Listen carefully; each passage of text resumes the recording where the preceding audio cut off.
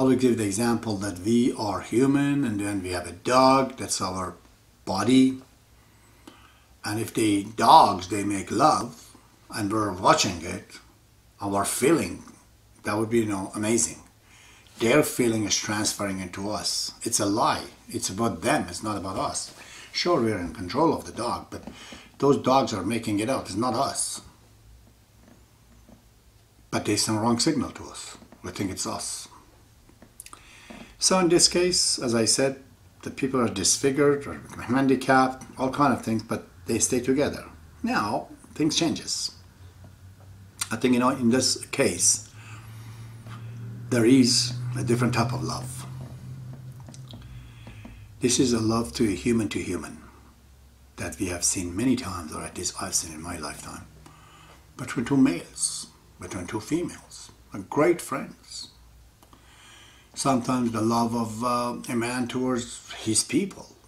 He doesn't even know them by name. If you ask Nelson Mandela, you went to jail so many years. Can you mention the names of the people you were? He probably can't bring 20, 30 names. But he tells you for the people, for all the people. The people that I don't know, I don't need to know. I just know they're suffering. And for that I've gone. This type of love, like the famous one in Iran, is between Rumi and Shams Tabrizi, who changed the life of Rumi, who was an ecclesiastic. He was a clergy, but he turned into a Sufi and he became, fall in love. And several cases like that have been seen. I'm sure it's around here too. So how do we describe this one? This is now not anything materialistic. It's the love between the two people, regardless of whether they're male or female. It's right there. Two people, like two pieces, they just fit into each other, and they love each other. But even that is not exactly how it seems. It might be wrong signals. We have to know this. Imagine you're hearing a tape of some sound. In it there's the sound of the car, and the people are talking in the background, and a dog, and the cars passing by. You don't know what is what, because there are so many voices on the top of each other, overlapping each other. You need a specialist to separate these different frequencies and separate each lines so we can know what it is. Or like pictures, they're on the top of each other, the film sometimes, overlaps.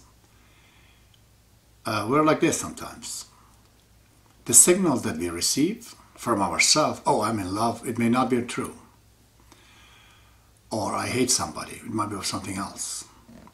So the feeling and emotion that you get out of it is not really real. You have to dissect it, you have to detect it, you have to analyze it, to find out where is it coming from. Is this you? Or what part of you is doing that? But even in these cases,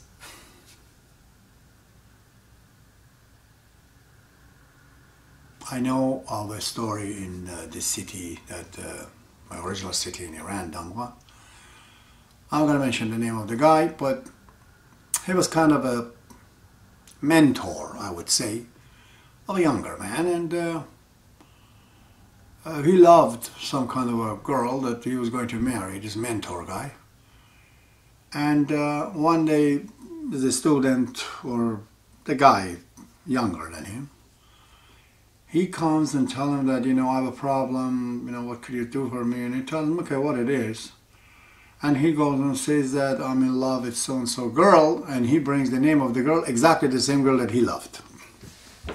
Wow. He hears this story,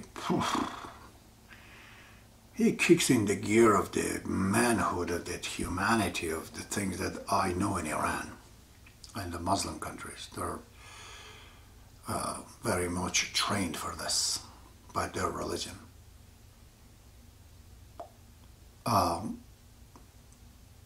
So he gradually stops seeing that girl, so much so that finally these two, they get married together, and he would even cut off his relationship with both of them so nothing could be found what's going on.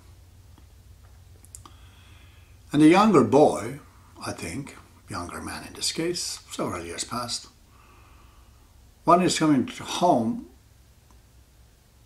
he sees behind the door of his house, his wife is talking to the neighbor's women. And she says, yeah, I used to love with that guy. I don't know what happened. He just faded for no reason, no explanation. He just left me. That day, the younger man found out this other guy, his mentor, whatever, he let go of his own personal love for his sake. That's pretty strong stories, eh? Profound. Nothing like it, not even 1% of what has happened in the actual life of the Baha'i faith, in the history of the Baha'i faith, and what sacrifices have been made. A million times bigger than that. Hard to explain some of it. So, that day, the younger man found out what happened. We never told him what happened because I think it's too late. They already had kids and this and that. But I'm asking. I never asked him. I'm asking you today. After he had all the sacrifice for this young boy, God knows why he did it. But it's definitely for the sake of this man.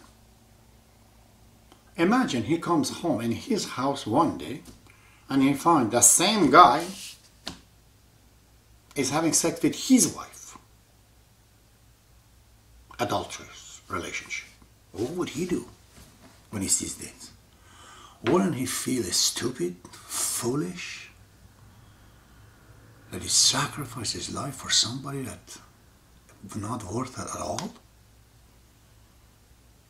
So often this happens in our life in 20th century. Many thousands, millions of Iranians, they gave their life for Ayatollah Khomeini, only to find out he was a wrong guy. This is where the problem comes, the dichotomy, the paradox.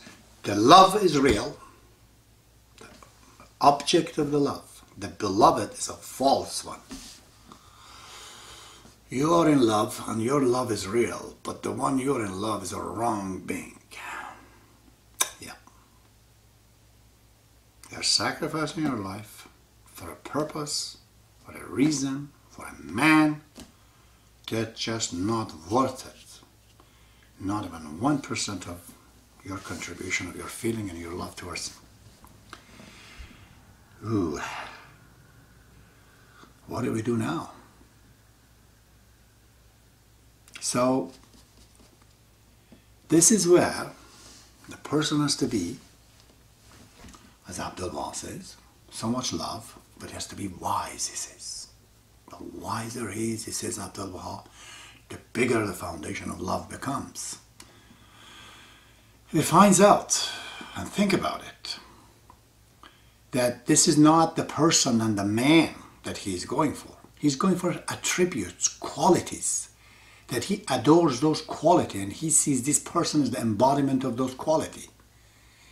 Then he's not in love with him, he's in love with the truth that is brought by that person. Abdul-Baha says in the Some Answered Questions, we are not in love with Baha'u'llah, we're in love with the truth of Baha'u'llah. He says if the Jews, they would be in love with the truth of the Moses, they would have seen the same love in Jesus. They would not be stuck to a name, to a personality. You see? So if that case happens, you are in the second level of your love. First of all, you found out, you distinguish between the material sexual love, which is sex that pretends to be love. You distinguish that. That's cast away, set aside, distinguished, recognized. Not denied, but it's recognized. Now you know your love towards another human being or an ideology or the so-called truth is not embodied in one individual, but it is the actual qualities that you're after. Of course, if you're in this level, you would really, really be astonished, flabbergasted if you see a person, a persona, that is an embodiment of all this truth, as a manifestation of all this truth. If you reach that area, then you find out Baha'ullah or Jesus Christ or Muhammad at their time, and today Baha'ullah, he is the manifestation of all the attributes. Then it's no longer that you have to see Baha'ullah. You are just in love with the beauty, not the beautiful. You are in love with the power, not the powerful. When you see those attributes, which is the second level after that, then now you found a real beloved. He is the true powerful individual. He is the true beloved. He is the embodiment. That is the climax of love. Once you know that, you go on. Why is that? Is because Baha'u'llah again said, I read it for you. I look at it again myself. I just copied that from internet. He says, for like seeketh like, and taketh pleasure in the company of its kind. It's natural. That's the prime directive. So, yeah, if you're an artist, you would be in love with artists, painters, musicians, actors.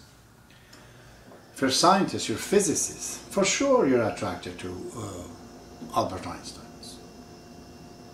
or any other physicist. And if you're a criminal, of course you would like to know Al Capone and Dillinger and others. And if you're doing good things, you're a philanthropist, you would have to know who other philanthropists are. You would know the great ones. If you become spiritual, you understood your love. It is the truth that you're after, and you're seeing in these people, you're idolizing it.